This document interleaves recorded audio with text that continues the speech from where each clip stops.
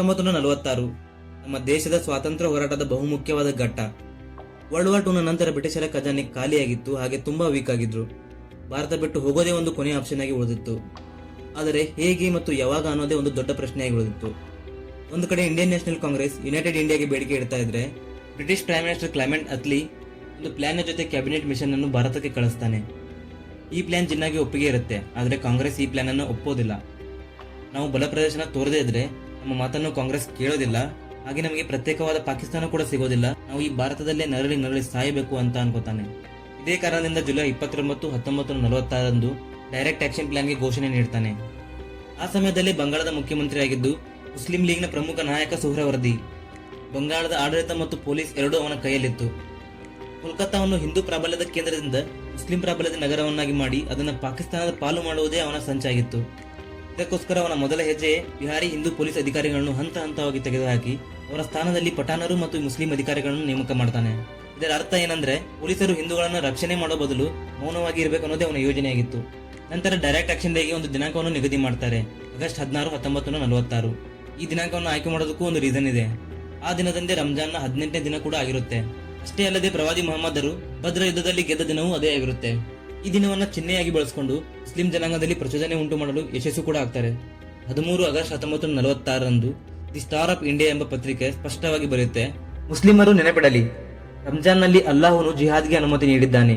ಬದ್ರ ಯುದ್ಧದಲ್ಲಿ 313 ಮುಸ್ಲಿಮರು ಹೋರಾಡಿ ಜಯಶಾಲಿಗಳಾದರು. ಮತ್ತೆ ಪ್ರವಾದಿ ಮೊಹಮ್ಮದ್ ಅವರ ನೇತೃತ್ವದಲ್ಲಿ 10,000 ಮುಸ್ಲಿಮರು ಮಕ್ಕಾವನ್ನು ಜಯಿಸಿ ಇಸ್ಲಾಮಿಕ್ ಸಮುದಾಯವನ್ನು ಸ್ಥಾಪಿಸಿದರು. ಇದು ಧಾರ್ಮಿಕ ಯುದ್ಧ, ಹಿಂದೂಗಳನ್ನು ಕೊಲ್ಲುವುದು ಪವಿತ್ರ ಕಾರ್ಯ. ಇಂತಹ ಪ್ರಕಟಣೆಗಳು ಮುಸ್ಲಿಮರ ಮನಸ್ಸಲ್ಲಿ ಒಂದು ಧ್ವನಿಯಂತೆ ಮೂಡಲು ಪ್ರಾರಂಭ ಆಗುತ್ತೆ. ಕಲ್ಕತ್ತಾದ ಮೇಯರ್ ಸೈಯದ್ ಮೊಹಮ್ಮದ್ ಉಸ್ಮಾನ್ ಕೂಡ ಒಂದು ಪಾಂಪ್ಲೆಟ್ ಹೊರಡಿಸ್ತಾನೆ. ಕಾಫಿರರೇ, ನಿಮ್ಮ ಅಂತ್ಯ ದೂರದಲ್ಲಿಲ್ಲ, ನಿಮ್ಮೆಲ್ಲರನ್ನು ನರಸಂಹಾರ ಮಾಡಲಾಗುವುದು. ಈಗಾಗಲೇ ದ್ವೇಷದಿಂದ ತುಂಬಿದ ನಗರವು ಈ ಎಲ್ಲ ಮಾತುಗಳಿಂದ ಸುರಿಯೋ ಬೆಂಕಿಗೆ ಎಣ್ಣೆ ಸುರಿದಂಗಾಗ್ಬಿಡುತ್ತೆ. ಆಗಸ್ಟ್ 16, 1946 ಶುಕ್ರವಾರದ ದಿನದಂದು ಮುಸ್ಲಿಂ ಲೀಗ್ ನಾಯಕರು ತಮ್ಮ ನಮಾಜಿನಲ್ಲಿ ಹಾಜರಿರುತ್ತಾರೆ. ಅಲ್ಲಿಯೇ ಇದ್ದ ಮೌಲ್ವಿಗಳಿಗೆ ಜನರನ್ನು ಪ್ರಚೋದಿಸುವ ಭಾಷಣ ಮಾಡಿ ಅಂತ ಸೂಚನೆ ಕೊಡ್ತಾರೆ, ಮತ್ತು ಆ ಭಾಷಣವೂ ಕೂಡ ತನ್ನ ಕೆಲಸವನ್ನು ಮಾಡುತ್ತೆ. ಅದೇ ದಿನ ಸುಹ್ರವರ್ದಿ ಸಂಪೂರ್ಣ ಮುಷ್ಕರವನ್ನು ಘೋಷಿಸ್ತಾನೆ. ಅದಷ್ಟೇ ಅಲ್ಲದೆ 16 ಆಗಸ್ಟ್ ದಿನವನ್ನು ಪಬ್ಲಿಕ್ ಹಾಲಿಡೇ ಎಂದು ಘೋಷಣೆ ಮಾಡ್ತಾನೆ. ಜುಮ್ಮಾ ನಮಾಜಿನ ನಂತರ ಲಕ್ಷಾಂತರ ಮುಸ್ಲಿಮರು ಇಂದಿನ ಶಹೀದ್ ಮಿನಾರ್ ಬಳಿ ಸೇರ್ತಾರೆ. ಇಲ್ಲಿ ಸುಹ್ರವರ್ದಿ ಮತ್ತು ಇತರ ಮುಸ್ಲಿಂ ಲೀಗ್ ನಾಯಕರು ಭಾಷಣ ಮಾಡಿ ನೇರವಾಗಿ ಹೇಳ್ತಾರೆ, ಹಿಂದೂಗಳ ಮೇಲೆ ದಾಳಿ ಮಾಡಿ ಅವರನ್ನು ಬಂಗಾಳದಿಂದ ಹೊರಹಾಕಿ ಅಂತ. ನೋಡ್ತಾ ನೋಡ್ತಾ ಲಕ್ಷಾಂತರ ಮುಸ್ಲಿಂ ಜನಗಳು ಮುಸ್ಲಿಂ ಲೀಗ್ ನಾಯಕರ ಆಜ್ಞೆಯಂತೆ ಭಯಾನಕ ಹಿಂಸಾಚಾರವನ್ನು ಪ್ರಾರಂಭ ಮಾಡ್ತಾರೆ. ಕಬ್ಬಿಣದ ರಾಡ್ಗಳು, ಕತ್ತಿಗಳು, ಇನ್ನೂ ಅನೇಕ ಭೀಕರ ಶಸ್ತ್ರಗಳನ್ನು ಹಿಡಿದು ಕಲ್ಕತ್ತಾದ ಅನೇಕ ಕಡೆ ಹರಡ್ತಾರೆ. ಈ ಹತ್ಯಾಕಾಂಡದ ಮೊದಲ ದಾಳಿಯಾಗಿದ್ದು ಒಬ್ಬ ಹಿಂದೂ ಶಸ್ತ್ರಾಸ್ತ್ರ ಅಂಗಡಿಯ ಮೇಲೆ. ಮೊದಲಿಗೆ ಅಂಗಡಿಯನ್ನು ಲೂಟಿ ಮಾಡಿ ಅದನ್ನು ಸುಟ್ಟು ಹಾಕ್ತಾರೆ. ಅದಾದ ಮೇಲೆ ಅಂಗಡಿ ಮಾಲೀಕರ ತಲೆ ಕೂಡ ಕತ್ತರಿಸಾಕ್ತಾರೆ. ಆ ಕ್ಷಣದಿಂದಲೇ ಕಲ್ಕತ್ತಾ ನರಕದಂತೆ ಮಾರ್ಪಾಡಾಗ್ಬಿಡುತ್ತೆ. ಅಲ್ಲಿನ ನರಸಂಹಾರ ಇಷ್ಟೊಂದು ಭೀಕರವಾಗಿರುತ್ತೆ ಅಂದ್ರೆ, ಸಾವಿರಾರು ಹಿಂದೂಗಳನ್ನು ಕತ್ತರಿಸಲಾಗುತ್ತೆ, ಮನೆಗಳನ್ನ, ಅಂಗಡಿಗಳನ್ನ ಸುಡಲಾಗುತ್ತೆ, ಹೆಣ್ಣು ಮಕ್ಕಳನ್ನು ಬೀದಿಗೆ ಎಳೆದು ಅವರನ್ನ ಅತ್ಯಾಚಾರ ಮಾಡಲಾಗುತ್ತೆ. ಇವೆಲ್ಲದರ ನಡುವೆ ಅತ್ಯಂತ ಭೀಕರವಾಗಿ ಹತ್ಯಾಕಾಂಡ ಆಗಿದ್ದು ಅಂದ್ರೆ ಲಿಚ್ಚು ಬಾಗನ್ನ ಕೆಸರೂಮ್ ಕಾಟನ್ ಮಿಲ್ಸ್ ನಲ್ಲಿ. ಇಲ್ಲಿ ಸುಮಾರು 600ಕ್ಕಿಂತ ಹೆಚ್ಚು ಹಿಂದೂ ಒಡೆಯ ಕಾರ್ಮಿಕರು ವಾಸವಾಗಿರುತ್ತಾರೆ. ಆದರೆ ಈ ಗುಂಪು ಪ್ರತಿಯೊಬ್ಬರ ತಲೆಯನ್ನು ಕತ್ತರಿಸಿ ಅವರ ಹತ್ಯೆಯನ್ನು ಮಾಡ್ತಾರೆ. ಸೈಯದ್ ಅಬ್ದುಲ್ಲಾ ಫಾರೂಕಿ ಎಂಬಾತ ಈ ಹತ್ಯಾಕಾಂಡಕ್ಕೆ ನೇತೃತ್ವ ನೀಡಿರ್ತಾನೆ. ಹೀಗೆ ಹಿಂದೂಗಳ ಮೇಲೆ ಏಕಪಕ್ಷೀಯ ಹತ್ಯಾಕಾಂಡ ಆಗಸ್ಟ್ 16ರಿಂದ 17ರವರೆಗೆ ನಡೆಯುತ್ತೆ. ಕೇವಲ 2 ದಿನಗಳಲ್ಲಿ ಮುಸ್ಲಿಂ ಗುಂಪುಗಳ ಕ್ರೂರ ದಾಳಿಯಿಂದ 4,000ದಿಂದ 20,000 ಜನ ಕೊಲ್ಲಲ್ಪಡ್ತಾರೆ. ದಾಖಲಾತಿಗಳ ಪ್ರಕಾರ ಸುಮಾರು 3,500 ಹಿಂದೂ ಶವಗಳನ್ನು ಅಂತ್ಯಕ್ರಿಯೆ ಮಾಡಲಾಗುತ್ತೆ. ಆದರೆ ಇದು ಕೇವಲ ಆನ್ ರೆಕಾರ್ಡ್ ಅಂಕಿಅಂಶಗಳು. ಈ ನರಸಂಹಾರದ ಸಮಯದಲ್ಲಿ ಸುಹ್ರವರ್ದಿ ಕೋಲ್ಕತ್ತಾದ Lal Bazar police head quarters ನ ಕಂಟ್ರೋಲ್ ರೂಮ್ ನಲ್ಲಿ ಕುಳಿತಿರ್ತಾನೆ. ಬ್ರಿಟಿಷ್ ಅಧಿಕಾರಿಗಳು ಹಿಂಸಾಚಾರ ನಡೆದ ಪ್ರದೇಶಗಳಲ್ಲಿ ಸೇನೆಯನ್ನು ಕಳುಹಿಸದಂತೆ ತಡೆಯಲು ಅಲ್ಲಿ ಕೂತಿರ್ತಾನೆ. ಕನಿಷ್ಠ 10,000 ಹಿಂದೂಗಳನ್ನು ಕೊಲ್ಲಬೇಕು, ಹಾಗಾದರೆ ಲಕ್ಷಾಂತರ ಹಿಂದೂಗಳ ಮನಸ್ಸಿನಲ್ಲಿ ಭಯ ಹುಟ್ಟುತ್ತೆ ಮತ್ತು ಕೋಲ್ಕತ್ತಾವನ್ನು ಬಿಟ್ಟು ಓಡಿ ಹೋಗ್ತಾರೆ ಅನ್ನೋದು ಅವನ ಯೋಜನೆಯಾಗಿತ್ತು. ಆದರೆ ಎಲ್ಲವೂ ಸುಹ್ರವರ್ದಿ ಅನ್ಕೊಂಡಂತೆ ನಡೆಯೋದಿಲ್ಲ. ಯಾಕೆಂದ್ರೆ ಒಬ್ಬ ಧೈರ್ಯಶಾಲಿ ವ್ಯಕ್ತಿ ಈ ಎಲ್ಲದರ ವಿರುದ್ಧ ನಿಲ್ತಾನೆ.